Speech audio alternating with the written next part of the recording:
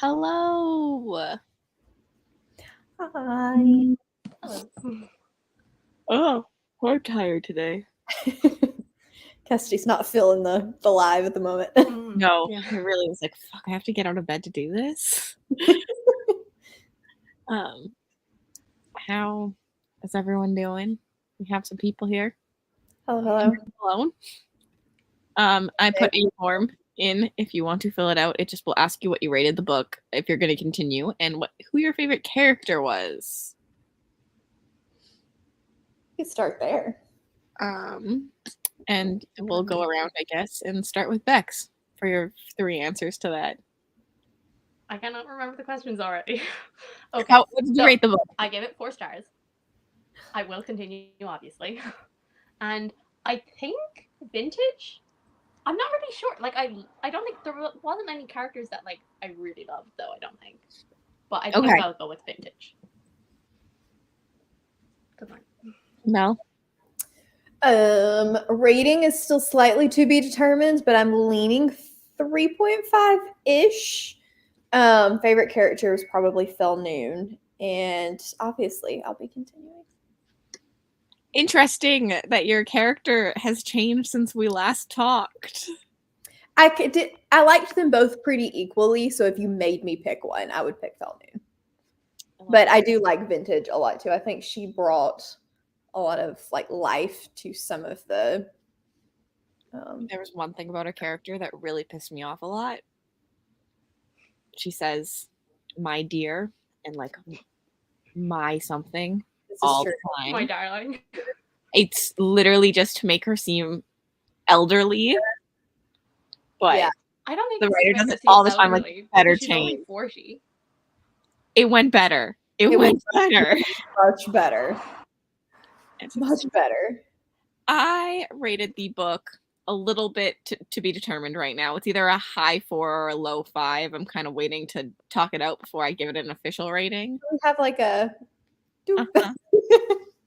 And I will continue.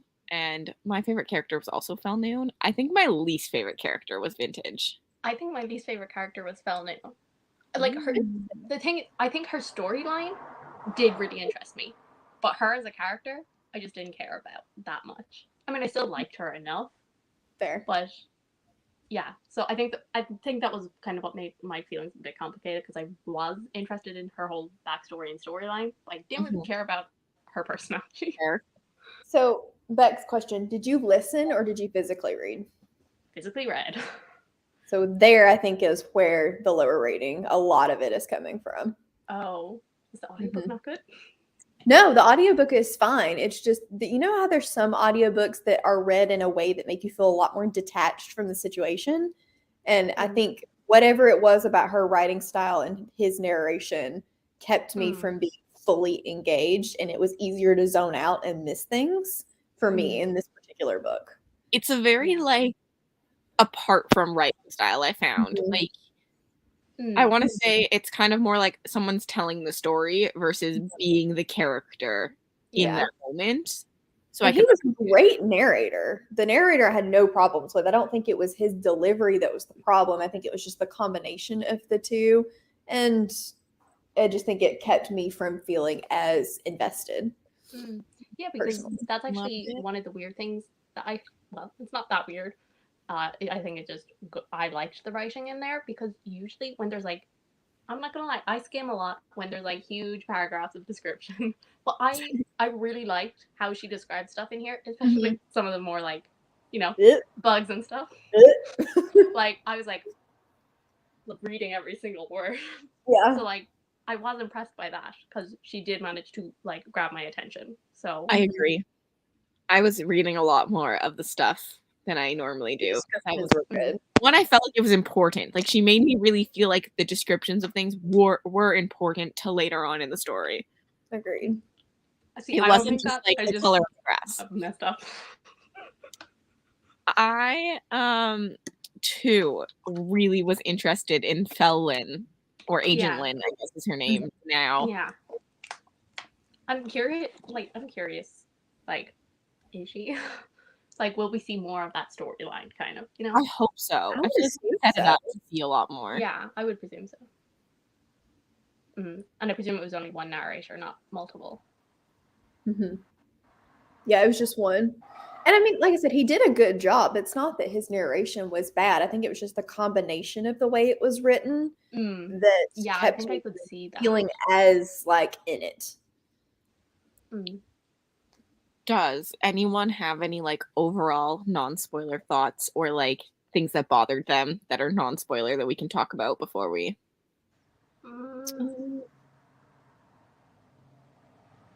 I would have wanted a little bit. I think the one thing. I had one thing. I think that I can say. Go for it. Go for it. Yeah. Well, and because the thing is, I kind of bounced between liking it and not liking it, which was the diary entries at the start. Because at first I really liked them, and then I can't remember which chapter it was.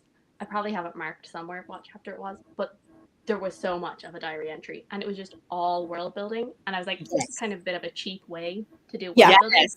And then, like, a couple of chapters later, we learned something really interesting in the diary entries, and I was like, oh no, I do love the diary. And so I kind of kept bouncing back and forth between loving them and being like, this is just a cheap, absolutely like info dumpy way of doing it. So when you were getting the pieces of her to another character and learning about that relationship, it was good. But when she was using it, talking to someone else as just a world building info dump, kind of lazy. Yes. I went back and forth with them all the time. I found when they were super long, I hated them, and I was like, too info dumpy. And if they were short, I was like, cool, I like these. Yeah, I think that's kind of the same as me. Yep. Like when they were like short, like interesting bits of information, I was all for it.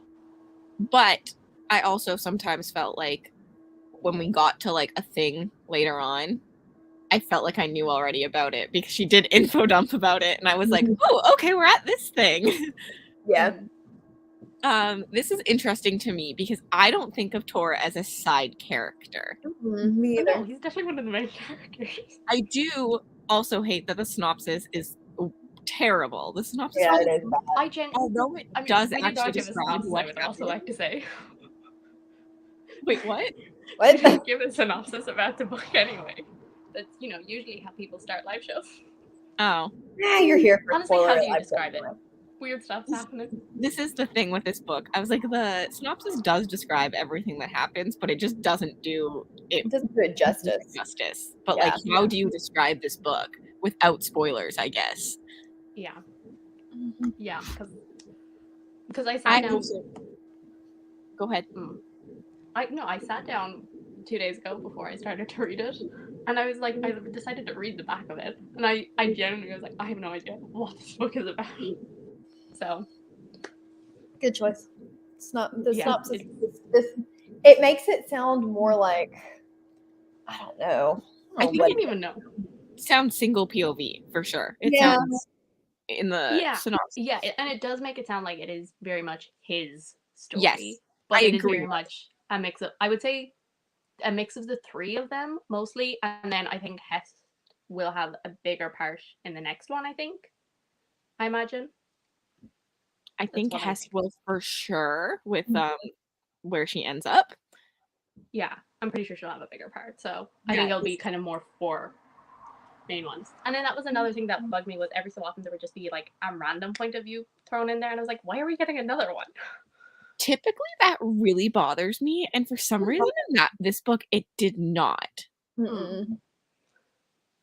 No, because I feel like at some point all of these points of views are going to be very significant to each individual place.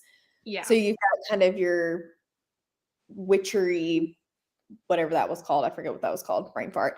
And then you've got the tree perspective, and then you've got the more traveling perspective. So there's 3 different areas, and I think they're all going to be very important individually and together at some point. Yeah, but I am nervous for the second book because like the way that they're all separated. I'm very nervous that the second book will be them all separated, very disjointed. And then the third book will be them coming together, having to, save the world or whatever. Could be very untogether again.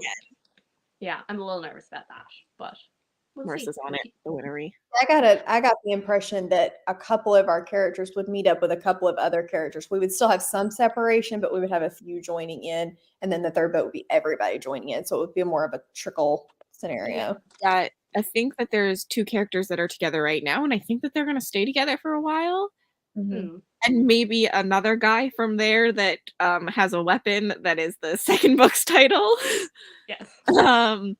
And then obviously we have the 2 that just escaped, and then Hest I think will be alone again. Mm-hmm. Yes, I think she'll kind of stay alone until the last book. Yes, I think her point of view will be very separate from the rest of it. Should we get into spoilers? Is anyone still here that hasn't read the book? I don't think I have anything else non-spoilery to say. Then again, I don't think I have anything spoilery to say either, so.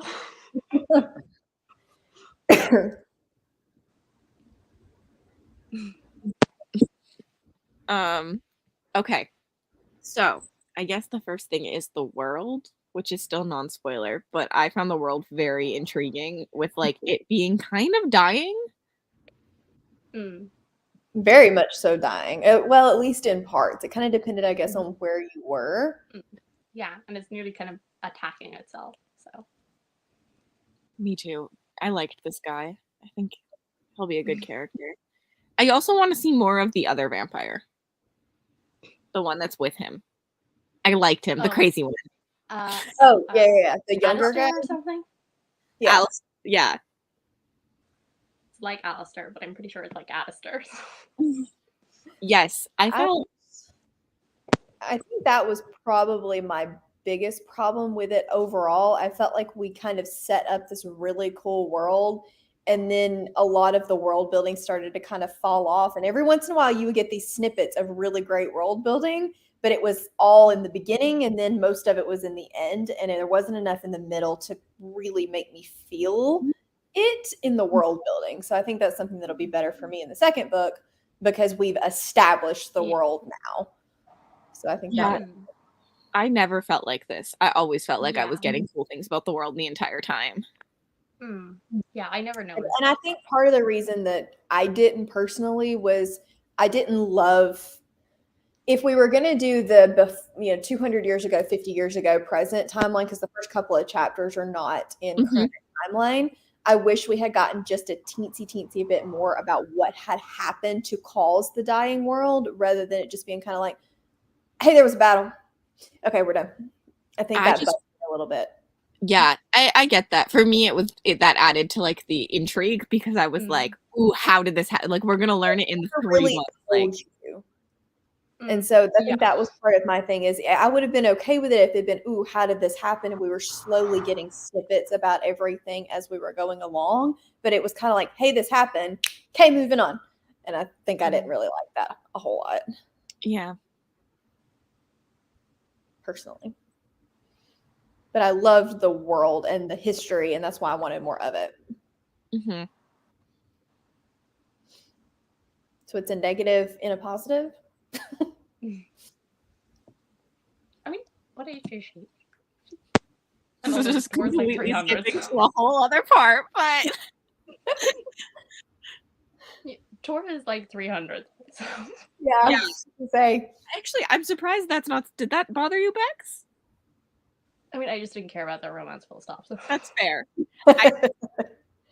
I honestly found the romance to be more of like a typical vampire lust thing. What happens when you drink blood? Like, it didn't really feel like romance to me. It was just very I don't believe for a second like, there's actual blood, there. all of those. Yeah, I don't think it's going to end up being like this big epic romance. I think it's going to be actually a point of contention, maybe at some point. Well, yeah. And I think it had to, like, they needed, like, a turning point. Like, I do have exactly when that happened written down, because it was such a turning point for them, because they actually could work together now instead of, like, hating each other based on their past history of the grass people. Yeah. The plains people and the vampires. Plains people. Yeah, I kind of just ignored it, honestly. It just happened. I was just like, okay, like every other vampire book, now she's gonna be in love with him. Like, that is her name, I think. That is what I'm interested in. Spelled properly. This gets into a point that I think Mel didn't like. Yeah, that did not feel even remotely well developed enough for me to care. Like, not. I couldn't even really tell that they were lovers until Really? toward the end. I was like, the conversations in the diaries to me almost sounded like she was talking to a family member, not a lover. I don't know. It was weird. I knew the entire time. I knew from like page. I didn't know they were lovers. The first time she was mentioned, I was like, yeah. It's not that I didn't know. I just didn't buy it. I never felt that serious connection until they met back up again physically. Though I will say that I was convinced that she was dead, so I was kind of surprised by the end when it was like, oh no, she's not. It's like, oh, she's still around. That little snippet annoyed the ever-living crap out of me. Yeah. I still don't really know where that came from. Your family. It just seemed very detached. It didn't seem as much. So, like, you knew they were lovers, but it just didn't feel. I don't know. Maybe it was because it was supposed to be more reminiscent because she thought she was dead. So maybe that was why. But it never really got the impression that it was someone she was anticipating. Like, I wonder if this didn't bother me as much because I felt Vintage was very unconnected in general. Like, I just felt like every time I was in her POV, it was more like scientific.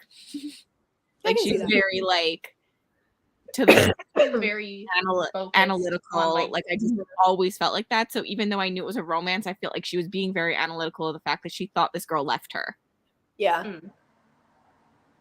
Yeah. I just that whole end scene, I was like, wait, what? And then the more I think about it, the more annoyed I am by it. Just too easy. You don't spend an entire book building up to the fact that she lost this lover and was pining after her and left her. You meet her for 5 minutes, you chat for a second, and then whoop, everything is better, and suddenly they're together again. Oh, it drove me crazy. I didn't like it. It was too easy for too much buildup. I didn't feel like there was a lot of buildup. Maybe that's like, I just knew it was happening. There was no buildup for me. So when it happened, that's the whole point, though. I mean, it was just too easy from every single moment. It was like, okay, now all of a sudden, at exactly this right time, the aliens are going to come back and turn the ship on so that she can get out. But you didn't know she was missing this whole time. I don't know. I felt like when you talk about in the middle, they talked about this guy getting stuck and people spending their entire lives and dying there trying to get him out. For her to just meet her and 10 minutes later, all of a sudden she's out, pissed me off. Well, he was dying because he was half out. But that's my point. The villagers lost their entire lives. They died trying to get him out. It took so long because they could never get him out. And then all of a sudden she's like 10 minutes later, suddenly out of this thing in 5 minutes. And I'm like, I don't. But the villagers came back. But that's too easy. The villagers didn't spend their lives doing it. They spent until the dude was definitely dead, and then they left. I thought that they said there were villagers that were like dead around, waiting on him to come out. I thought it was just supplies. Yeah, I thought it was just supplies too. And she also was a vampire. True. I was like, they're vampires. But I didn't expect anything else. Like, the whole book was kind of convenient. Fair. Maybe I just wanted more from it than it was supposed to be, but it irritated me. But I think the only reason the kid died is because he got stuck. So essentially, the spaceship had somehow turned on. That wasn't the part that annoyed me. It wasn't that she didn't die that irritated me. It was how easily she got out that annoyed me. I feel like how else was she? Like, I knew from the start that had to turn on. Like, I knew. Again, the fact that it turned on and that's how she got out wasn't the problem. It was just they were standing there talking, and then all of a sudden it turns on. I just felt like there should have been more time there where they were trying to figure out how to get her out or something. And it was just like, I finally found you. Okay, cool. We're running away now. It was just a little too much for me. Yeah. I like completely disagree with that one. It annoyed me. It just I can see why. Like, even if it was like just like a couple more pages of like a bit of a struggle. Thing. I feel like they did all of that talking about not being able to get someone out with the boy. Like, so they already knew they couldn't get her out. So they just needed that quick turn on. Because they already discussed for me.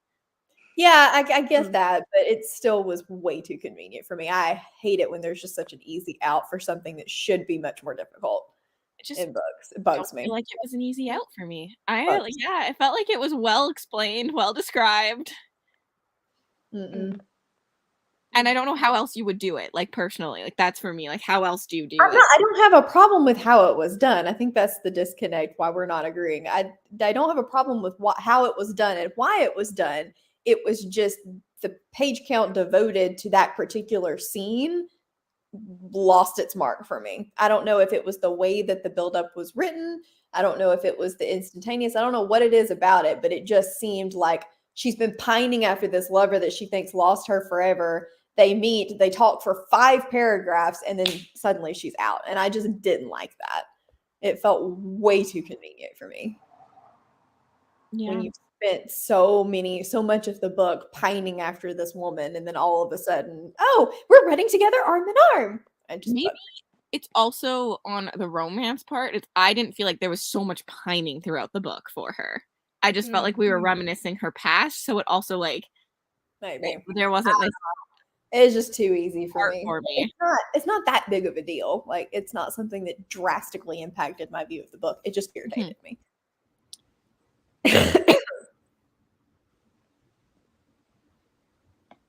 Marissa's very good, just random here. Yeah, but I agree. I wonder if this is an audio thing too.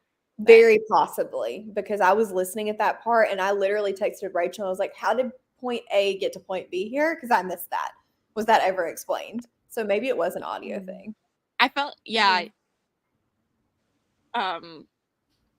it was just how they were talking about like the voices in there, and then she knew that they weren't gone, and then we skipped to the other POV where like the things start to happen again. A lot of that you missed, or at least I missed in the audio, because I didn't hear the voices part, and all of that was not as clear in audio format. And so it was just like them talking, switch to different point of view, POV, alien comes back, she's out. There was no. So that's where all of the alien people are, essentially, is what I got from it. Yeah, now that makes sense, but I didn't feel like that was well articulated, at least in the format that I read it in. Yeah, I do think that like I want more development on that in the second book of like, why are they here? How did they get here? I do want the how and why. Yeah, because like have they just always been here, or did they actually come from like outer space? I don't know. I get the impression they've always been there though, because they were essentially in the True God. Yeah, which sounds very cool. I like that. Well, that's because the Tree God sacrificed himself. Right, but they go down there normally. That was very interesting the way that was done and developed. Did you know that was coming? I knew it was coming. I knew from like quite early on that that's why he died. Yeah, I had suspicions. Did anyone else in the comments know? I feel like this was a book where I knew a lot of the things. I knew a lot of what was going to happen, but it didn't impact my enjoyment. I really enjoyed the ride there. Okay, so Deb is validating me that the audiobook is not the way to go for this. Because we both listened to it and both of us have very similar opinions. So I will 100% be physically reading the second book. Yeah. Thank you for validating me, Deb. It's like, I knew at some point Felnoon was going to offer her blood to our vampire. Oh yeah, 100%. I knew that the Tree God had sacrificed himself, and I knew that she was not talking to the Tree God. Like, as soon as that happened, I was like, you dumb. You dumb, but I'm here for it. Keep talking, release them. Yeah. I don't think it was really a secret that the Tree God had like sacrificed himself to like save everyone. I do think it was more of like a twist, which again I wasn't surprised that like the whatever queen was like in the tree. I think that was like more of the twist, but even then, like stuck in the tree. I guess they do talk about in the book at the very end about how they devour everything. So I wonder if they're gonna be like a planet devourer and then they go off to another planet. But they never left since they came. Yeah. Technically, it's more like an 8th reign and a half. Yes. It's the 8th and a half reign.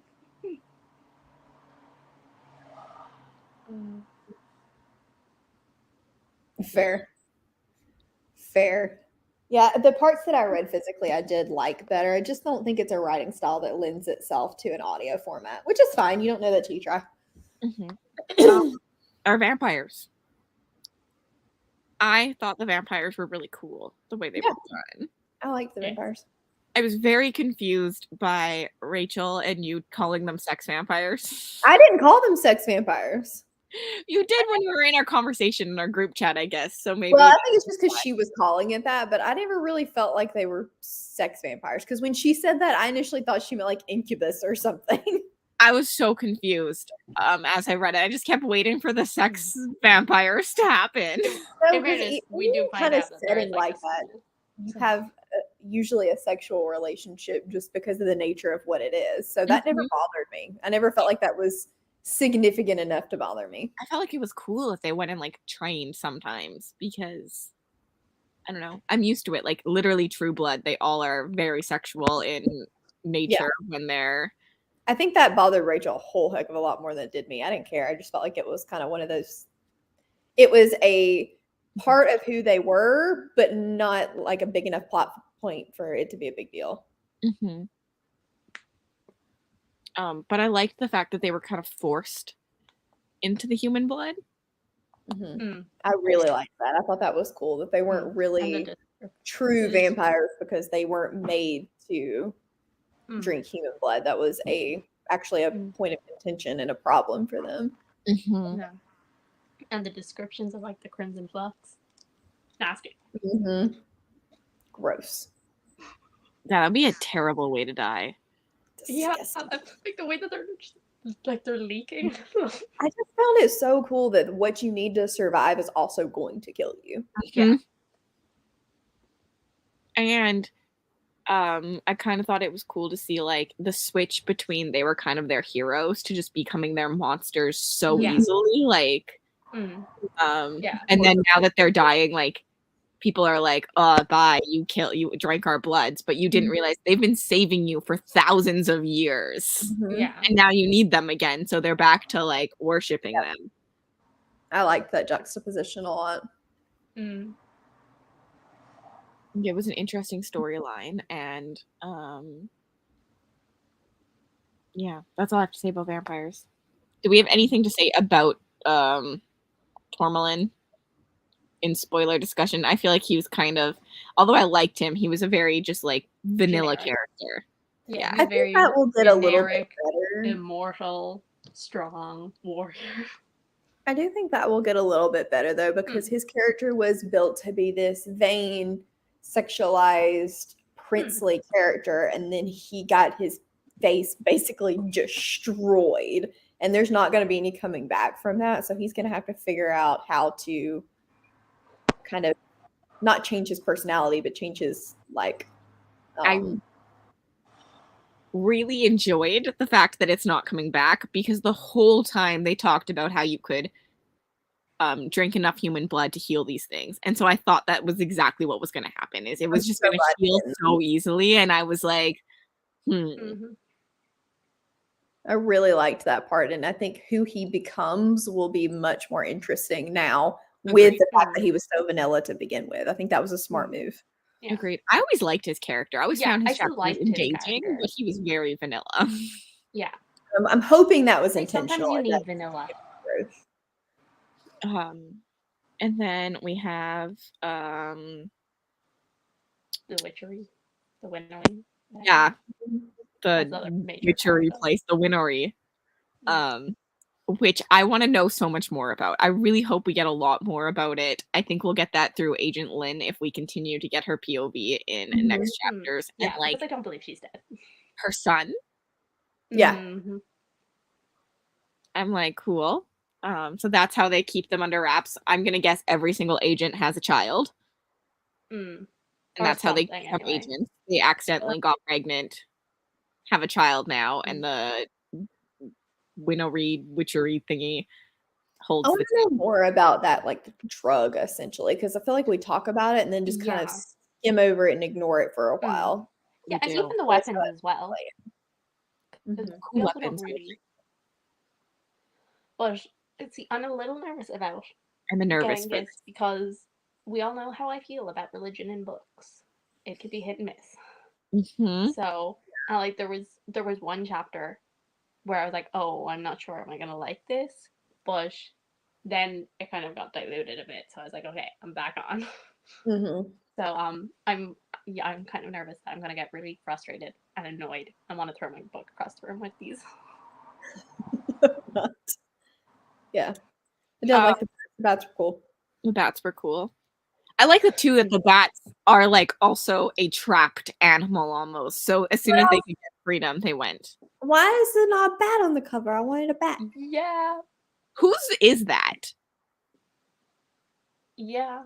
Because hers at the end is described as a dragon, and then the next one that bonds to Tor is, I think, described more like a griffin with wings. So is it Tor's? But it would have made way more sense to be the dragon. So I was very confused when I read that part. Yeah, like it's just a bird. Just a bird. I wanted it to be a bat. Because I do like the fact that their creatures are random. Like, they're not all the same. But, like, great. Yeah. Though, not gonna lie, I'd be very upset if one of my friends got a dragon and I did not get a dragon. I want a dragon. I would take a flying cat.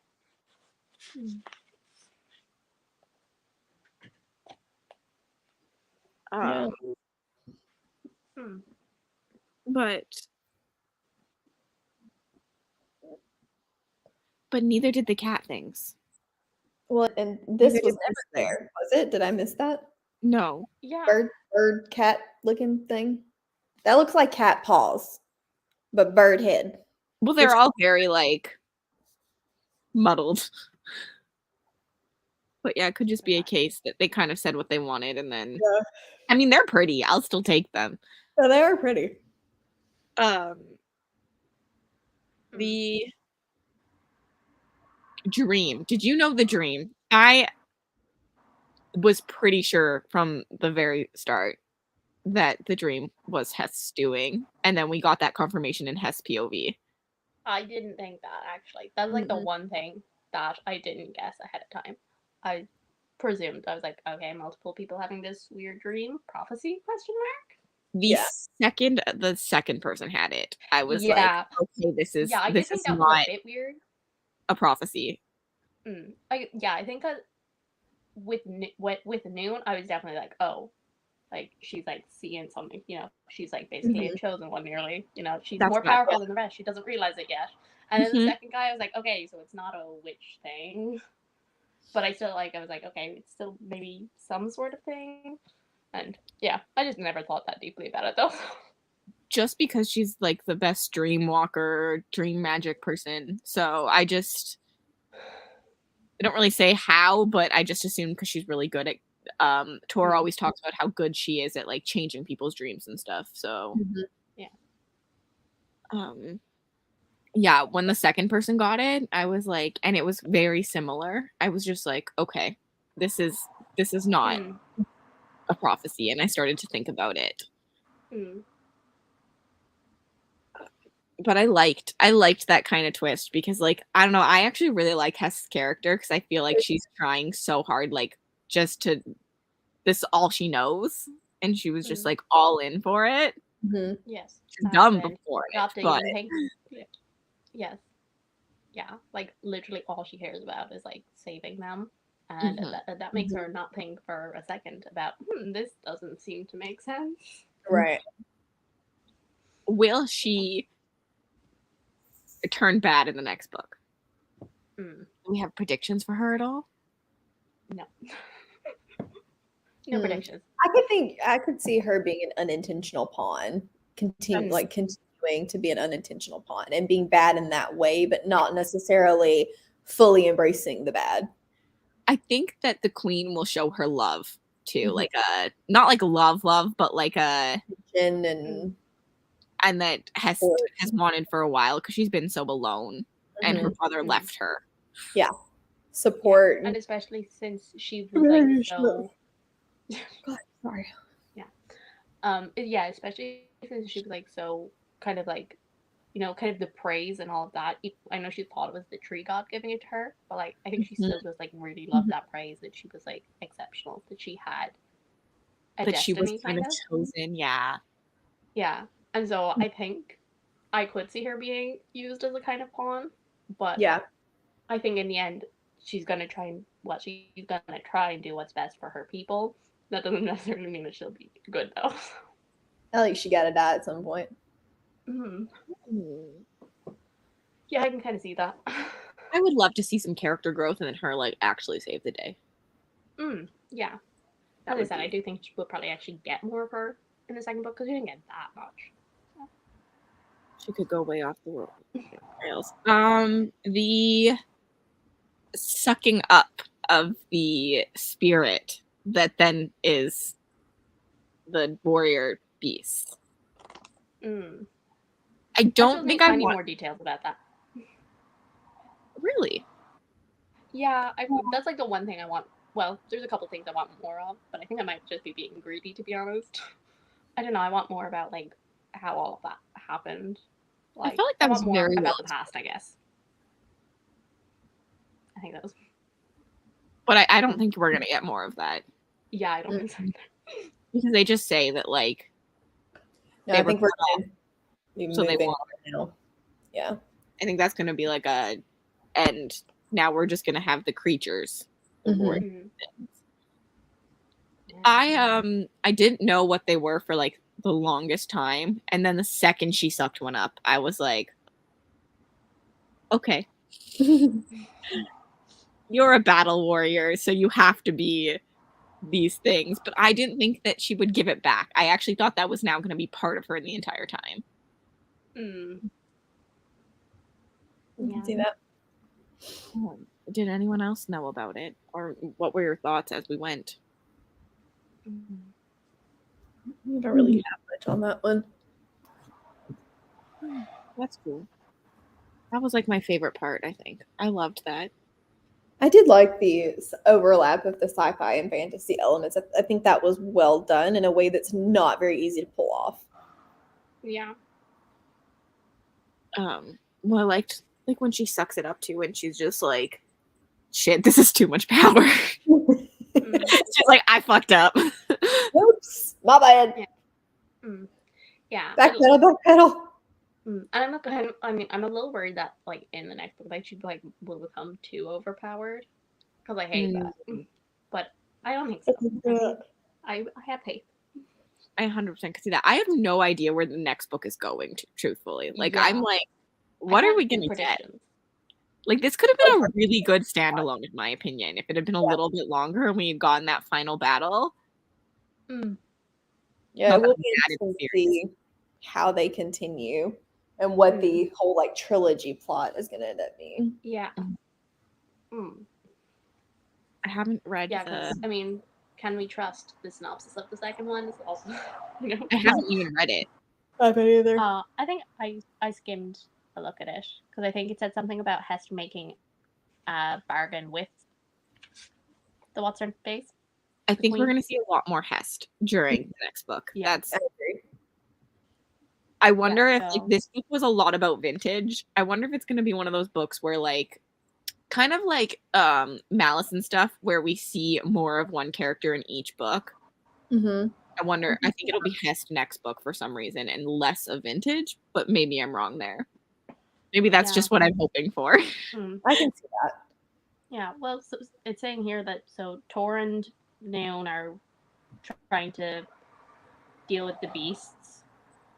And then Vintage thinks that the key to uniting everyone is in some part of Saturn that people don't believe exists, so she'll be off adventuring.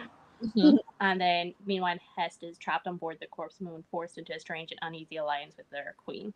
So as I said, it seems like a lot of separation. So Noon's and Tor's POVs, I feel like, will be hit or miss too, because they could either do those hanging out with the dragon-like creatures well, or it's going to be really boring. Yeah, because it could just be like one big training montage. And I wonder if we'll get dudes, I don't know his name, with the Bitter Twins POV or something in this one. What is his name? What is his name? I've almost read it today. What is his name? Burn. Is it Burn? Is it Burn? Or was that the different dude? There was like two different Burns, I would like to say. There was like a younger one and an older one. I don't remember. Me either.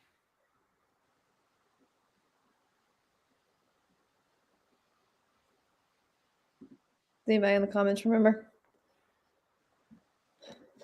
What are you doing? Yeah, I don't know if we'll see him. I kind of thought the weapons would have a bigger take in here. When I learned that the weapon was called the Ninth Rain, I was like, ooh, we're gonna get some cool title it the whole book after that, then it needs to have a bigger impact. So we'll see. I wonder if the Bitter Twins will have more, or if we just think that it's titled after if we just think the first one is titled after the sword, but it's really just titled after the fact that these people come back and the Ninth Rain has come again. Yeah, could be that. Well, I think, well, I do think, like, the weapon, especially since, like, there was, like, such an emphasis put on the fact, you know, and I mean, the whole trilogy is called The Winnowing Flame, isn't it? So, like, I guess I thought, like, and then, like, because of his sword was made by this, I thought that there would be more emphasis on it. But it's not some super magical sword. It's like a slightly magical sword. It's just extra strong. Yeah. Anyone else have anything that they want to talk about or say? Chat, you guys. This is for you. I don't think so. We covered most of it. Yeah. I think it'll be interesting when we have like the second one to kind of be able to reflect back on maybe things that were more important or didn't seem as important in this one, or maybe we thought were super important that didn't play a bigger role. So it'll be good to do too. Yes. And I will actually read this one in a timely manner. Hey, you got it done. That's all that matters. Got it done. And you know you liked it. So at least there's a little bit. It's not like the bone chips where we were dreading reading I'm actually excited for this. I think I'm giving it a 5-star. I can see why. I can also see why people wouldn't like it.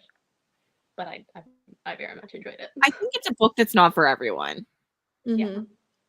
I was still trying to decide on my rating. I knew it was going to be somewhere between a like middle of the road 3 and a low 4. I still think I'm going to lean high 3, low 4, but I'm definitely excited for the second one. Yeah. I think I was waiting to give it a 5 because I wanted to see if the things that bothered Mel were going to bother me, but no, I really don't think they did. Which is very interesting. We finally have a big gap between us. Yeah. Normally we're very similar, but I just really enjoyed the world so much and learning about it. But which again, a lot of the things that I didn't like, I think younger. There's 2 did have a were impacted by the audiobook. So I'm interested to see, and if book 2 our opinions differ as much as they did in this one, or if it was a lot of audio delivery that caused me some problems in this one. Yeah, I really sat down and took my time with this book too, because I wanted to be able to like talk about it. Bex is like, nope. I started it yesterday. I actually have a date. Look at you go. It's going to be when I'm out of town, isn't it? August 14th. Okay. I mean, I don't know anything that I'm doing until like a week before I'm doing it, so I'll probably be there.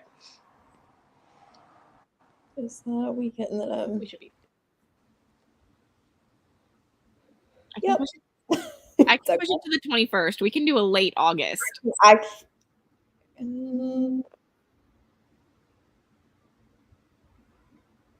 Or we can. It's fine. I'll just be at David, so my internet may be a bit more spotty, but that'll be okay. No, that's fine. The 14th. About halfway through. She got lots of time. It'll probably end up being an August stream for me then. Same. Yeah, the 14th should be I fine. got nothing really to say. I feel like we didn't really touch about the fact that it's a very sci-fi book. Very sci-fi book. Kind of did, but we didn't at the same time. Like, I would almost classify it more sci-fi than fantasy, but I see why it was classified as fantasy. Mm-hmm. Yeah, I would lean towards the fantasy, but I mean the whole like kind of alien creature, yeah, and like spaceships. It's such an interesting way to do it when you could have done all of this all fantastical and not leaned aliens. Yeah. Yeah, I kind of, like, I mean, I appreciate it. Aliens. I liked it. I don't normally like a good blend either. So, but it worked for me. I liked it because I felt like it was very unique in its delivery. If it had gone purely sci-fi, it could have, I mean, purely fantasy, it could have ended up leaning too similar to a million other things. Agreed. Yeah, I think it makes it a very unique book. Literally in her author's note, she says that she's like, it's a book that's like really hard to put a stamp on. Yeah, I liked it a lot. Okay, well, I will see you all in pretty much a month's time. Yeah. So thanks for joining. Have a good